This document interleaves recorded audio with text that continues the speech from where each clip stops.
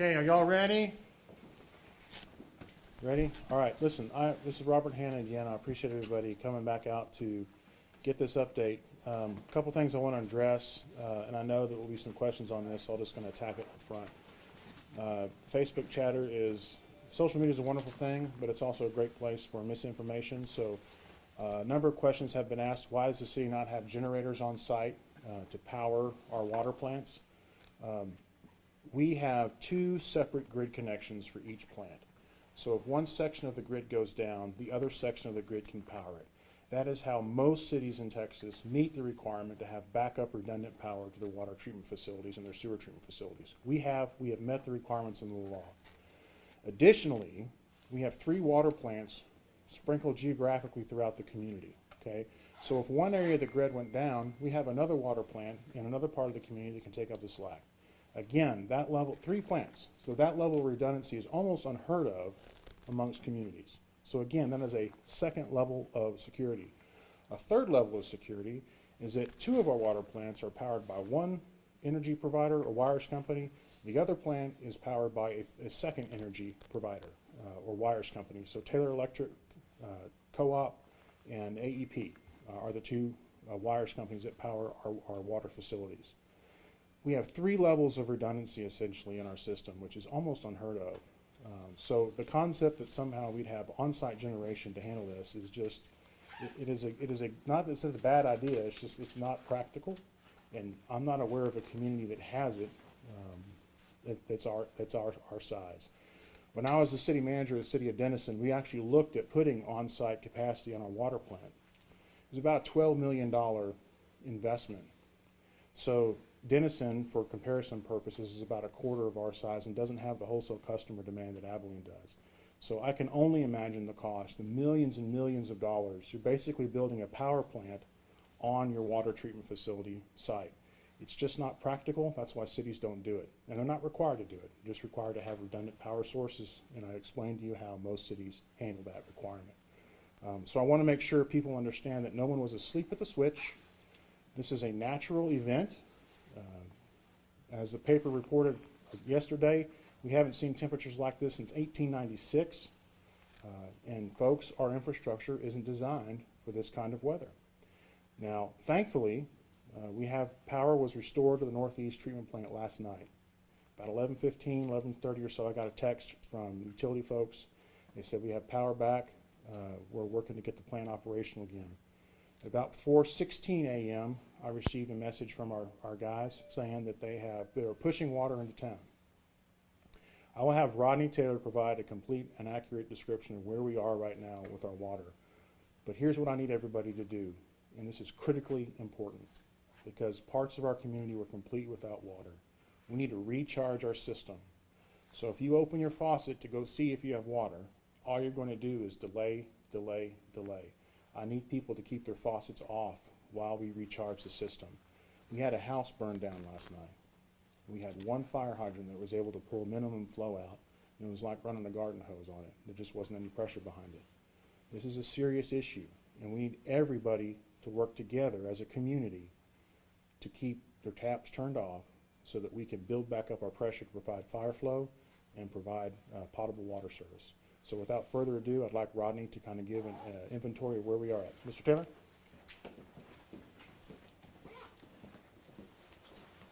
Good morning, Rodney Taylor, Director of Water Utilities for the City of Abilene. Do want to brief you on the current situation and some of the progress that we were able to make overnight last night. First, start with the fact that as we bring our system online, we are in a boil water notice, so anything that does come out of your tap, because we should have some taps this morning that are actually getting a flow of water.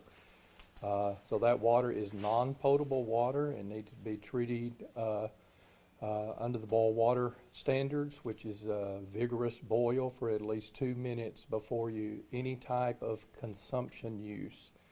So obviously you could wash your hands with that, but if it's going in your mouth for consumption, either through food preparation or drinking, then it needs to go through that boil water process. We did work very hard last night throughout the night to restore water production out of our northeast water treatment plant.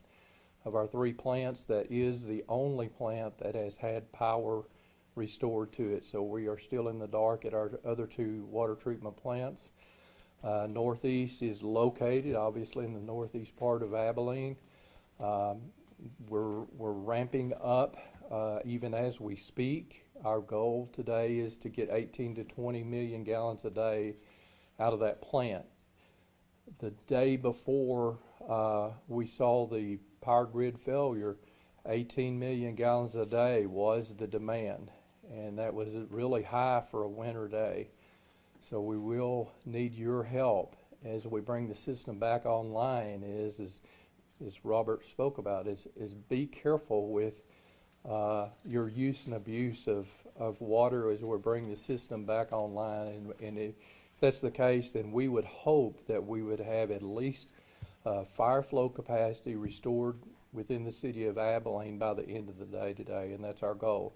And there are a lot of things that could happen between now and then, but we're confident that we can achieve that.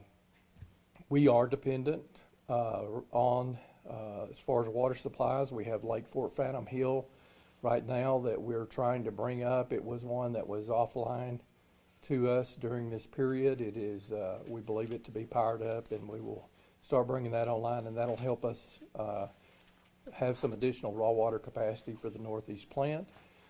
We also, last night, started up with taking water from the West Central Texas Municipal Water District. City of Abilene is a member of that water district, and their role really is to provide water to its member cities. And so we were very pleased to be able to get flow from them last night, and that's what's coming into town today is from that source. The plant is operational. The water that's coming to town has went through the normal coagulation and filtration process. We are still working on the disinfection process, and that's why it's so very important that you do not consume any of that water that we're producing right now. And it'll be a process over the next couple of days of getting the chlorine residuals throughout our system back up to normal, getting bacteriological samples to confirm the quality of the water before we were allowed to release that water from a boil water notice. We'll be working with the TCEQ to make sure that they're okay with the processes that we go through, and that we meet their criteria from a regulatory standpoint. So when we say the water is good to drink, the water will be good to drink, and we're not going to say that until we can say it with complete confidence. Any questions? The 2 plants that remain inactive, do you have any idea of when those will be online, and are you working toward that goal in any way, shape, or form? We are really dependent on the electrical companies right now, and those are on 2 different electrical providers. And we struggled throughout the night with the northeast plant that had been down for a while. These plants are not really designed to be not only not running, but not powered electrically. So there were a lot of frozen pipes that had to be replaced last night just to get the processes up and running. And so we would expect to have some of those similar situations at each of the other 2 plants. After we get them restored, it's not going to be as easy as just pushing a button and starting the plant. We will have to likely address some things that will need to be repaired to be able to get that up and going. So all dependent upon electricity, obviously, getting to the plants. Absolutely. With this one plant opening in the northeast part of town, what areas, specific areas, will have water as a result of that plant now being open? Okay, good question. Northeast treatment plant, like I said, it's on the northeast part of town, and the piping that comes out of that plant supplies our first pressure plane. And a pressure plane is basically a area of equivalent elevation within our distribution system, so that the pressure of the water through our water towers and our pump stations is relatively consistent across that pressure plane. Abilene gradually rises to the south, so we have a first pressure plane on the north end of town. The middle of the city is in a second pressure plane, which is a higher elevation, And then the third pressure plane out on the south end of town is the highest elevation. And so each one of those are somewhat independent, operated independent. So when we put water into the first pressure plane from northeast, it will flow from the north side of town towards about 14th to 20th Street in that area, and that's kind of a zigzag.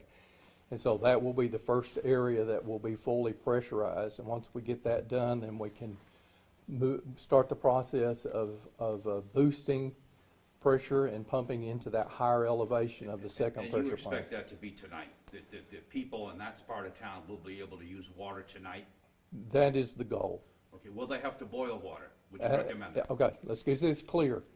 Every drop of water that comes out of your tap that is going to be consumed must go through a boil water process. And that, until the city makes an official announcement to rescind that boil water notice, every drop that's consumed needs to go through that process. As Water Utilities Director, will you recommend to the city, Robert Hanna and the mayor, that you possibly look into some backup generators in the future? Absolutely. We're learning every day as we go, and yesterday was really a school of hard knocks.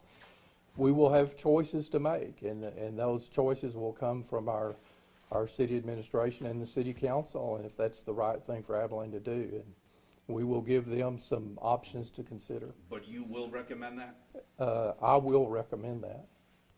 Backing up, you said 14th and 20th, north or south side? When you Sir? said water flow? Oh, south side. Okay. Yes, sir. As far as like the misuse of water in those areas that are gonna get water tonight, what are some of the consequences of that? Like everyone just turning on and just using as much as they can? Well, the whole idea is to get water into our elevated storage, which is high off of the ground. It takes pressure, and the more taps and seeps and leaks at ground level, the less pressure we're going to have to operate to actually develop a stored capacity in our elevated storage tanks. So what could you say to residents, I guess, that will have water tonight as far as keeping usage down at least? Well, I would say use it very conservatively for those most essential needs. Anything that would be a waste, I would hope that they would refrain from. Mr. Taylor, I just have one more question. How many people will be able to get water tonight in the city of Abilene as a result of that one plant opening? If we can get up to full capacity with that plant, and that's the thing we're working on right now, we will have to fill our system. The goal is that we have water to the far south end of town by the end of the day today. That's the goal. Do you have a number of people that possibly will have water? Do we have a number? We don't have a number of people. No. Okay. But what we do have is a commitment to try to restore water service as fast as we possibly can. And if we say we're gonna serve 100,000 people, we'd be lying to you. We just don't know. And another thing also is that power could fail again today. So this is all very much on life support. And I want people to understand that. Rodney and his team literally were up all night. Rodney and I both probably have about 3 hours of sleep underneath their belts. So that's probably true for most city employees that are involved in this process. I know Vincent, our emergency manager, hasn't slept yet. So we have been working on this, and we will continue to work on this until we get water restored as fast as we possibly can. But we need the public to conserve. Don't turn your tap on unless you have to use it. And if you do have to use it, make sure that you boil the water for 2 minutes vigorously. That's correct. Before you even consume it for anything, cooking or drinking. I want to have Chris Wingert with the West Central Texas Municipal Water District, because they are our major water supplier, raw water source. I want him to kind of give an update on his system. This will also help people understand this is not an Abilene isolated event. He's all the way out in Encore territory in Breckenridge, and he's having problems too. So Chris? Thanks, sir. Morning, everybody. My name is Chris Wingert. I'm the manager of the West Central Texas Municipal Water District. Many of you are probably not familiar with our West Central Texas Water District. We were formed back in the 60s. Our member cities are Abilene, of course, here, Anson, Albany, and Breckenridge. And like the city here, we've had power outages at our pump stations. We have Hubbard Creek Reservoir out there by Breckenridge, and we pump that water through a lake intake station and then through 2 booster stations up to what we call High Point Tank, which is out off of 351. From that point, it gravities into Abilene. And we do have some storage out there, but that storage right now is pretty depleted. Pretty much all day yesterday, we were without power at our lake pump station. And of course, it's like dominoes. If you don't have the first domino, you can't get to the second or the third. So that pretty much shut our system down. Working with Encore, and I really appreciate the work that they did for us. We were able to get power restored out there about 11 o'clock, I guess, last night. And we've been running 1 unit since that time. Knock on wood, AEP has not knocked us off at the other stations, and I hope that continues. We're operating a little bit blind. Our SCADA system, which is our normal computer system that manages this, is down because of power. But we're able to move that water up here and get it to the city of Abilene as well as our other cities. But keep in mind, this is a balancing act. We only have 1 unit, which is 1 800 horsepower pump, gives about 9 million gallons a day total coming out of the lake to split that between the 4 cities. As you would well expect, Abilene, we're giving Abilene all that we can because of their situation. We're adjusting right now, getting up to about 6.5 million gallons a day, we think. I say we think because the electricity's out and our metering is not functional at this point. So we're flying a little bit blind. But we're also trying to balance the needs of our other cities. And as you see the cities come out of this situation here, as things thaw out, you're going to see a lot of line breaks, which means that their water usage is going to go well up. And so it's going to be incumbent on us to balance out that water between those cities. Not that everybody gets all they want, but at least everybody can get something, hopefully to keep themselves going. I fully expect at some point, probably, I'm hoping to be wrong, but probably by the end of the week, we'd be able to come on with 2 units or more and be able to meet everybody's needs. I hope that's way out in the future. Hopefully it'll come on today. But that is completely up to Encore. We're working with some state legislatures to try to encourage them to do that. Again, I want to say I appreciate them getting us on with 1 unit. But realize these are very big pumps that take a lot of electricity, which puts a lot of load on the electric grid. And so the more that we bring on here, the more dicey it gets in terms of serving that whole grid. The worst case scenario would be for us to do something that would cause everything to domino off, and then nobody have any water or power. So with that, I'll take any questions that y'all might have. Again, thanks for your time. Chris. I'd like to invite Mayor Williams to provide some concluding remarks, then we'll take general questions again. As we've communicated, as soon as we get new information, we're going to be sure that you know. We're very mindful of the 20,000 of our neighbors who find themselves without electricity and now without water. And you should know that everything from communicating with AEP throughout the night, from city employees working throughout the night, working with our community partners, Beltway, North and South, the Salvation Army, the United Way, doing due diligence in regards to addressing what those needs look like. I want to say a couple of different things in regards to some correspondence I've received and reiterate some things that the City Manager Robert Hanna has talked about in regards to our redundancy. The City of Abilene, for decades, has had a system in place that has worked, that's compliant with TCQ, that not only is consistent with what most cities do in the state, we even have redundancy beyond what most cities do. The one thing that we couldn't predict was the catastrophic failure of the grid system. We have a third, well, actually over a third of our fellow Texans who find themselves in the dark. This is a very, very unique situation we find ourselves in, and I think that we should look at everything from that perspective. I've been in correspondence this morning with superintendents, Dr. David Young, Joey Light, and because of where we are now, ask them to consider counseling school the rest of the week. Now, that is their purview, and they have to do that, but I do think that we have all hands on deck. And by the way, the last 48 hours, all hands have been on deck. Everything from Chief Flores to Chief Dudley to city employees, people are working around the clock for you and for our community. I believe by day's end, we will have water restored in our community. But for that to come to fruition, we need compliance. Leave your spigots off. And if we do that in unison in this community, by the end of the day, we'll have water. Do it for your neighbor.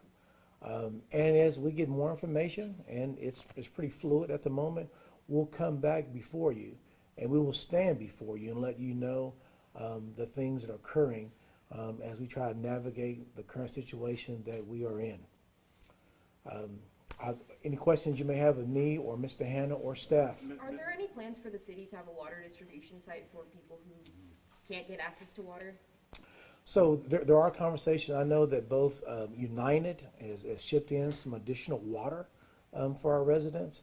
We're hopeful that this evening we're going to have some water out the spigot. We're asked to coordinating with our partners to try to provide those needs. And we've had conversations even this morning in that regards. So let me address that. We have put a request out to Texas Department of Emergency Management for water. We've considered bringing a C-130 in full of water. We've considered trucking and shipment. The state of Texas cannot send us water. They don't have the resources to do that right now for all the same reasons that we're struggling. The mayor mentioned a third of the people in the state of Texas are out of power, so it's not a trivial thing. The best thing you can do is you can go to your grocery stores and buy water. If water's coming out of your faucet, boil it before you consume it. But once it's boiled, you can drink it. And conserve water. Now's not the time to wash the dog. Now's not the time to water your front lawn, obviously. Now's the time to conserve water. Use it for drinking and cooking purposes only if you have it. Take care of your neighbors is the other thing. Check in on your neighbors. Don't assume they're okay. This is West Texas, and sometimes we can be very proud, and we don't want to ask for assistance. Nothing wrong with that. But there's also nothing wrong with walking across the street, knocking on your neighbor's door and saying, hey, just checking in on you, is everything okay? I think that Abilene's a good community, and I think we can do that for each other. It's a great question. I wish I had a better answer for you. As far as an update, Brush your teeth with this water? People are actually asking us. No, do not consume this water without boiling it. Wow. And that goes for brushing your teeth, any kind of. If you're don't put the water in your mouth unless you've boiled it for 2 minutes vigorously, and then obviously let it cool down before you brush your teeth. Mr. Hanna, there's been a lot of questions coming into our newsroom as well as on social media. Again, I know you addressed it initially about the backup generators. Obviously, the city was not mandated by law to have those in place. What can you really say to people right now who are saying, why doesn't the city have backup generators? Yeah. What is the clear and concise answer that you can tell them? The clear and concise answer is, I don't know of a city our size that has backup generation in the water plants. They all comply the same way we have complied. Over 50 years, I won't go back further than that because I just don't know, but over 50 years this has never been a problem. Probably over 100 years this has never been a problem for us. And we will, as Mr. Taylor indicated, bring council an opportunity to buy a power plant if that's what they want to do. But that's essentially what we'll be building on our water treatment facility in order to power just the energy demands we're talking about. It's not that it's a bad idea. It's just that it is extremely cost prohibitive to use once every 75 years. And then those communities that do have these large banks of generators, when they do need them, oftentimes they don't power up because they are not maintained the way they are supposed to be maintained. This is not an asset you just flip on whenever you need it. There's a maintenance cost and there's a life cycle that has to be replaced too, so it's a continuing and ongoing expense. So to the public that's concerned about this, we will provide the council answers. They'll be able to make a formed policy decision. If I was a betting man, my bet would be they will decide not to purchase a generator bank, which is essentially going to be a small power plant at our water plant, just because we haven't needed it. If we hadn't had this Arctic apocalypse, we wouldn't be in this situation. can we get an update on the power situation? And I know some Absolutely. residents still have power, and then are you guys, once power is restored, are you guys gonna continue to do those rolling blackouts? Okay, so let's watch our pronouns. We, the city of Abilene, had nothing to do with the power. If I did, I wouldn't have let it gone off at the water plant, right? So it's the ERCOT, the Electric Reliability Council of Texas, is in charge of the grid. And ERCOT is directing the wires companies, AEP, Taylor Electric's also a generator, but used to be, they're not anymore, it's complicated. To pull power off the grid. Why are they doing that? They're doing that, and they've actually said, don't restore power. ERCOT has said, don't restore power. Why is ERCOT doing that? ERCOT's doing that because slamming the grid is going to cause the whole thing to fall, right? It's not designed to handle that type of load and pressure. In addition, the production capacity, so the power plants, Governor Abbott mentioned this yesterday morning, over 30,000 megawatts of power production fell off the Texas grid, just disappeared. Well, you can't lose that kind of power and not have this kind of impact. So, and the plants, they were too cold to run. So again, this wasn't anybody's lack of planning or lack of ability to do the job. It was an extremely extreme winter weather event that caused the system to fail, and it's failing across the entire state of Texas. So what we're doing is we're relaying the needs to AEP. I can't tell you how hard the men and women of AEP are working right now. They're out there in the cold, restoring power when they can. They're having to make bartering choices and decisions about if we put this on, what else are we going to take off to balance the load. They have a very difficult job right now. And it is hard for them to hear the concerns because just like us with the water, they want your power on. It's what they do for a living and take pride in it. So I know that I've been in constant contact with the leadership of AEP. They are just as frustrated as we are and really want to restore power, and they're just waiting to get the green light from ERCOT to do that. So I wish that ERCOT would say, hey, we're all in the clear, start adding people back to the system. They just can't right now. Because if they do, it's going to cause other problems. So the thing is, take care of your neighbors. Check in on them, make sure they're okay and warm. We do have 2 warming stations right now. One is at Beltway South and Beltway North. We do have limited ability to get people there if you can't get out, but it is limited. So the best way to get there is to under your own power if possible. So on that, it seemed like the mall is open, or it's saying, come on out to the mall. That I'm not aware of, but the mall's open and they've got some heat, go to the mall. Absolutely. Just realize that they're not going to probably let you spend the night. Mr. Hanna, are you sending a message to restaurants that the mayor alluded to last night? Are you officially asking restaurants in the city, some businesses in the city like gyms, are you asking them to close? The mayor has requested that restaurants close voluntarily. Without water service, it's very hard to meet the health code, so the practical nature of it is they're going to have to close anyways without reliable water service. Let's talk about the strain on emergency services. Like you said last night, a house caught on fire and they were struggling to get water. So I guess what's the plan for today until we do get water back for them? Well, our plan is we need our citizens and businesses to help conserve water so we can get our system pressure back up. As Rodney explained, as one pressure plane gets pressurized, we'll start working to fill the next one and the next one. It's a cascading effect, and we need everybody's help to make that happen. It's critical because, like you mentioned, we had a house fire. The fire department is not in the nature of firefighters to watch a house burn. They had to watch that house burn. There's not much they could do except to make sure the other houses around it didn't catch fire. They did a heck of a good job in trying situations, and I appreciate them very much. So the other thing I would say is be vigilant in your own house and make sure that you're not doing anything that's dangerous, right? Make sure your activities are safety oriented. Related question from Heather Casey on Zoom here, saying that a little bit mixed message, not sure about turning on taps. Says if people do it and they do get water to boil it, but she's wondering, are we asking residents to just wait for word from the city before you turn on taps at all to get that pressure? That's a great question. My preference is that all taps are turned off. That's my preference. We need to wait for the system to generate pressure. I realize that's going to cause people problems with the plumbing, but you're not going to have water either way. So we need to get water and fire flow back restored to the city. Please keep your faucets turned off. So will there be some point where you send out a Absolutely. notice or something? Absolutely. We're going to continue to send media blasts out via social media.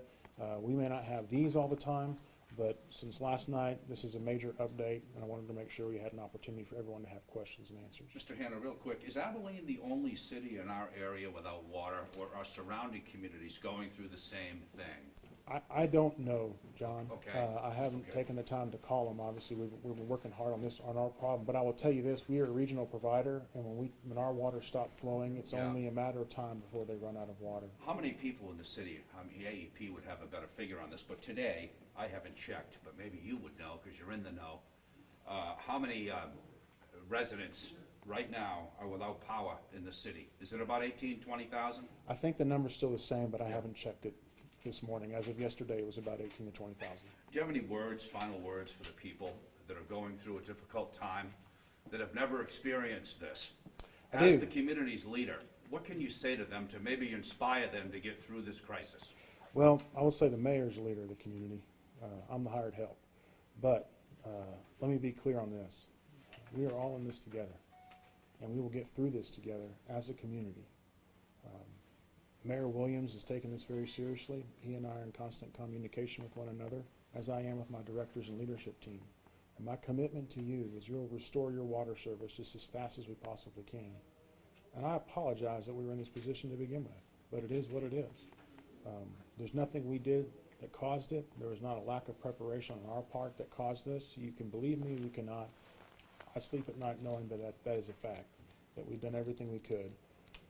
This is a freak weather event. It is what it is, and we are responding to it as best we can. I ask for people's patience, and please cooperate with us in conservation of water. Mayor, do you want to say anything? One last question. So Hendrick had to turn away people today, cancel their electric procedures. What would you say to those people who had to be turned away because of this issue? A lot of people aren't being able to do what they need to do today because we don't have any water. And I think that, as I mentioned yesterday, it's one of those modern marvels. You turn the faucet on and clean, drinkable, potable water comes out your faucet. And when it doesn't, you really notice it. So we're working hard to restore that service. And just refer to my previous comments. This is not something anybody wanted to have happen. This is not something we failed to do. It is what it is, and we're working hard to restore the service.